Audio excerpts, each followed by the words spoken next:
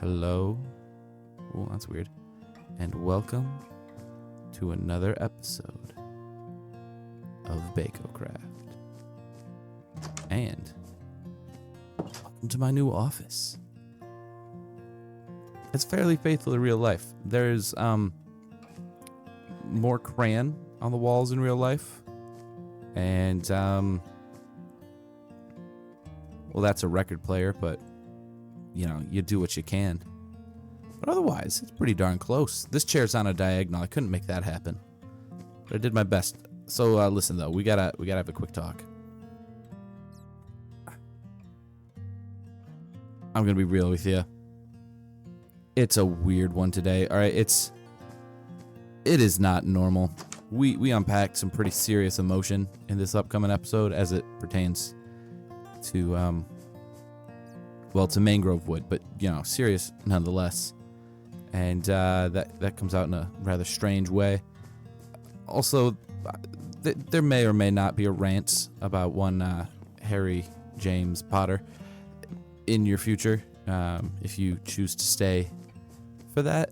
And look, it's a good rant, all right? It's just it's an odd episode, and I feel as though I have no choice but to warn you and to thank you in advance for your cooperation. So, without further ado, let's get to it.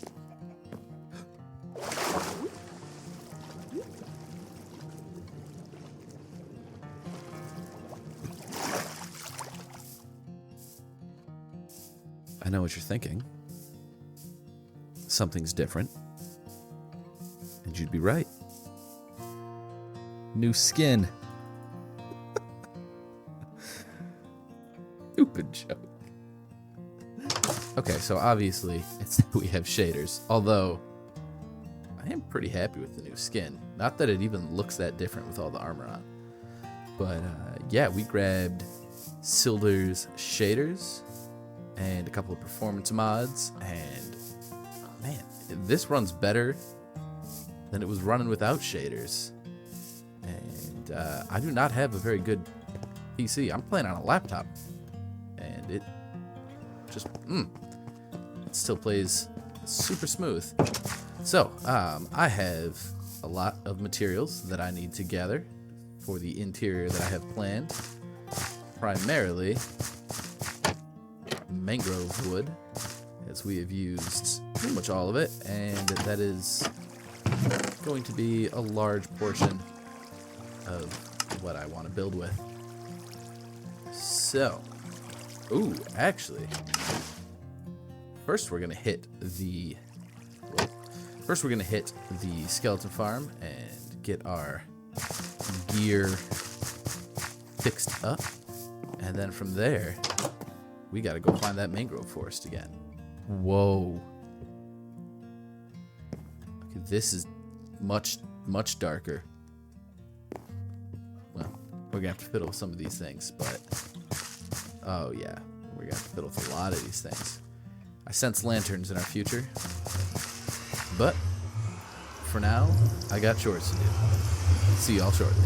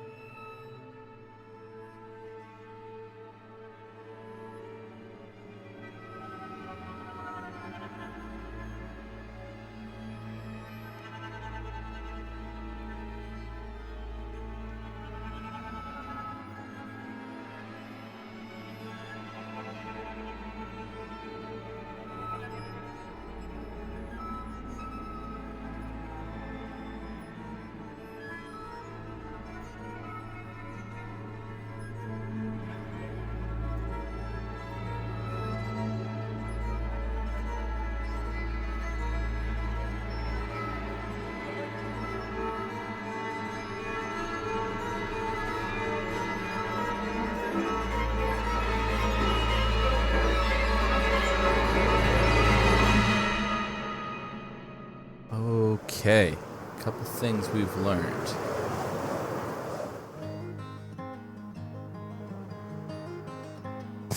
We need a better mob farm.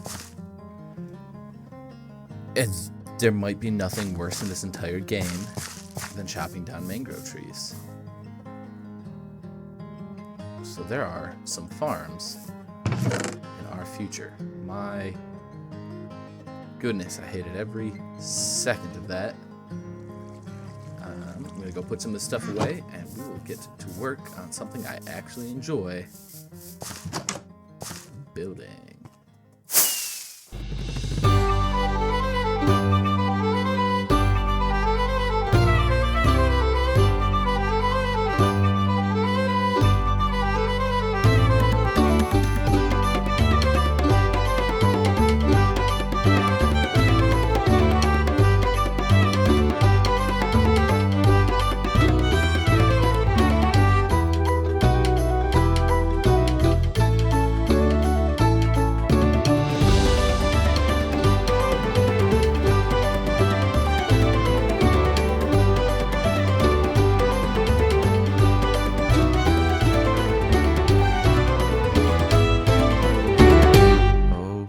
Okay, so obviously that wasn't the actual footage of building the interior. The actual footage was what I had planned for the episode as a whole, but it turned out to I'm not good at working out these angles and slopes and getting everything to fit just right and trying to talk. So I'm going to keep practicing it as I go. So all the builds, I'm going to do interiors and I'm going to talk through them. And at some point, I'll get okay at it and we'll start including it. But for now, it was unwatchable. And so we went with the reverse destruction footage. And hopefully it looks pretty cool. We'll find out in post. But yeah, I switched over to Bliss shaders. And man, these look incredible. But here we are in the tavern. We got these VIP areas up here where you can have a drink with the other important villagers. And down here we have the common area, where you'd sit and eat and be served. I'm gonna get some dogs, just have them chilling under here. I think that'd be a really nice touch. And then over here we have our ale barrels and some kitchen storage. And then an open air kitchen. We got some prep tables, smoker in the back. We got the classic netherite spit of meat. More prep tables. Dry storage. And over here we got just some extra firewood for, the fire and the smoker. And yeah, overall I am very, very pleased with how this turned out. Oh, also, this VIP area over here, once you get past the red velvet rope, use your imagination, you can ascend up to what is the unfinished area, but this is going to be where the tavern keeper stays. So I'm just going to throw a pretty basic interior in here at some point, or maybe I'll come up with something better. I haven't quite decided. And so that is the interior done, but we have a whole bunch of little things still to do today. Love that. Starting with the nether. So I'll be right back.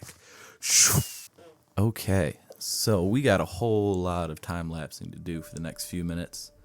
And so I just wanted to take some more time and just chat about whatever. And this week's little whatever chat is about Harry Potter. You see, I've been on some YouTube rabbit holes pertaining to The Boy Who Lived, and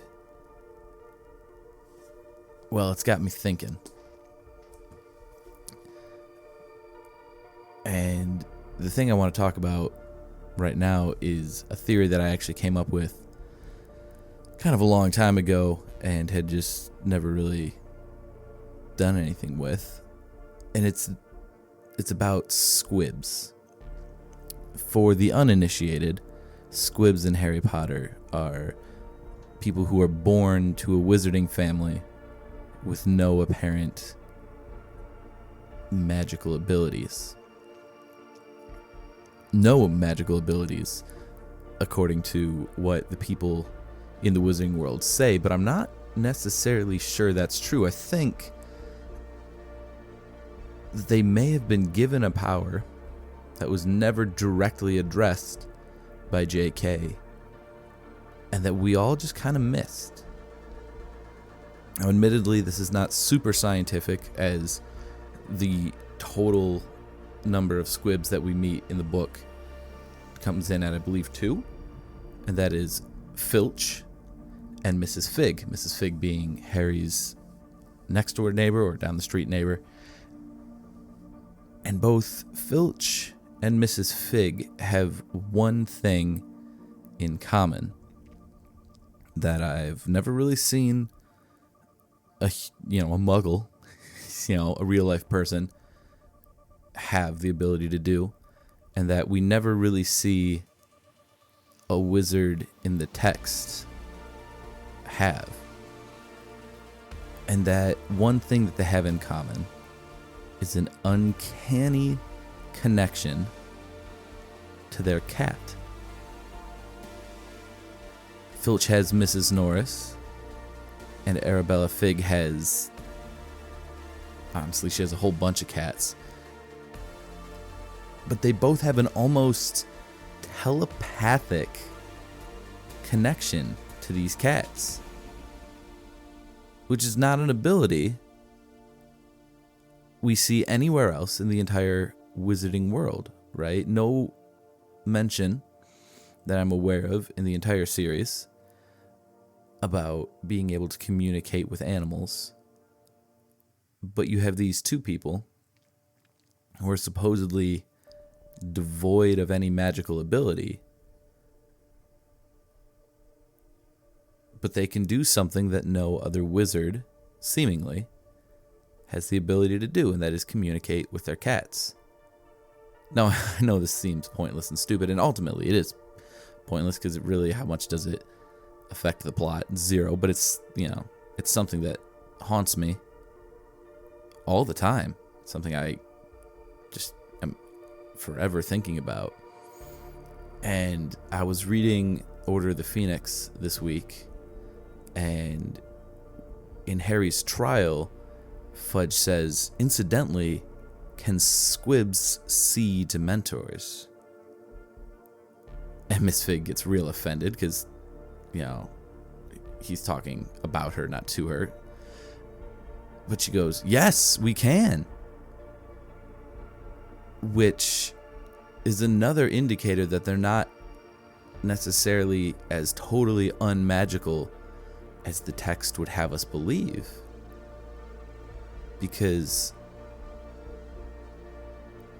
muggles can't see Dementors. But squibs can. And so, while I think we can all agree we'd rather be able to have standard wizard abilities than to be able to talk to our cats, most of us anyway. No shade to my cat people out there. I think this is just a tiny little, it might be a coincidence, it probably is.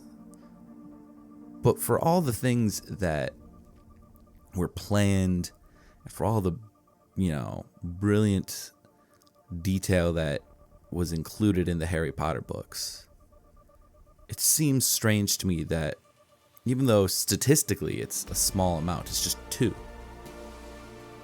It is 100% of the squibs we encounter who have this strange connection with their cats. And so, yeah, that's all. That's just something that's been just bugging me for a very long time about Harry Potter, and I've never, even after spending an obscene amount of hours this week deep diving Harry Potter book content on YouTube, I've never heard anybody talk about.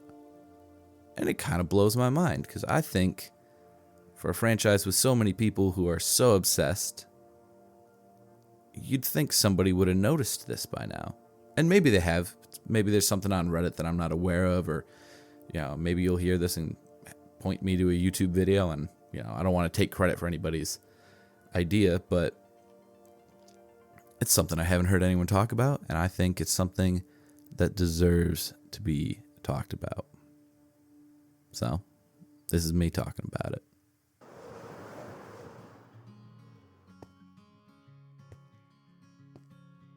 Okay. So, yeah, we got ourselves a little wither skeleton farm.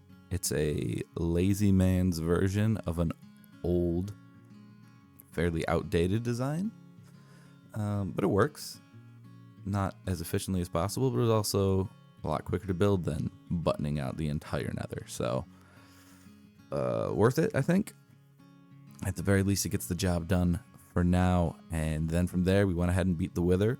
That was, all right, look. I don't think I took a single hit of damage. It was kind of a joke. But I'm not complaining. We got a beacon. And with that beacon, we, of course, made a better mob farm.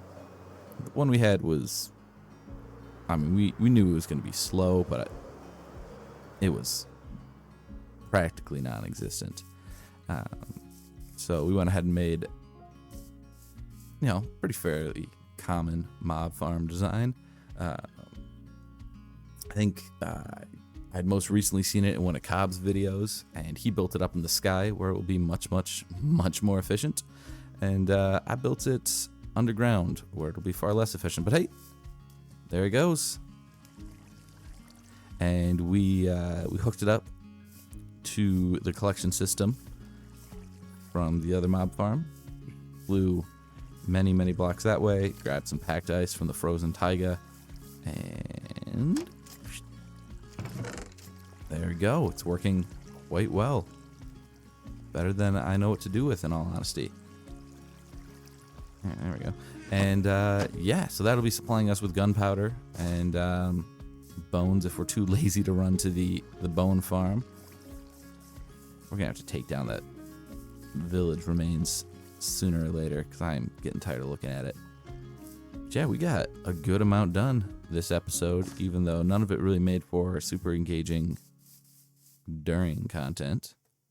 And then last of all, we started ourselves just a simple little beacon mine. Whee! That also happens to have multiple geodes in it.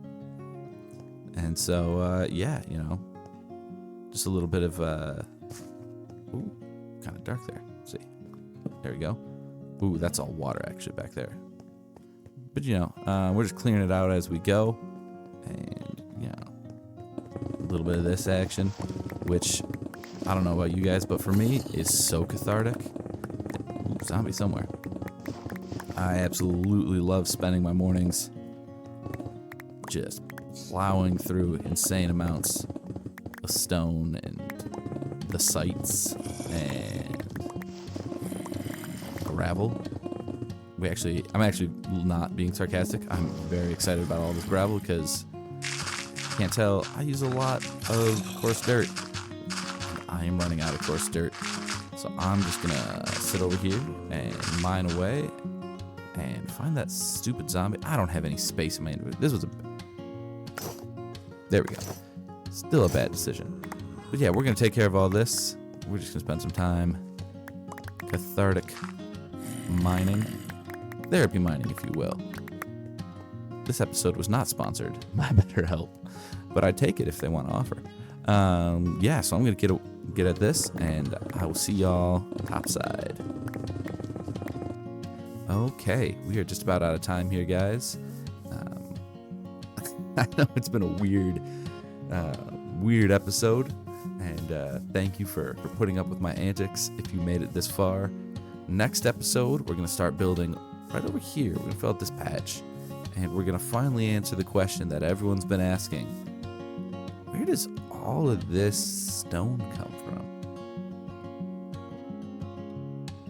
But until then, guys, peace.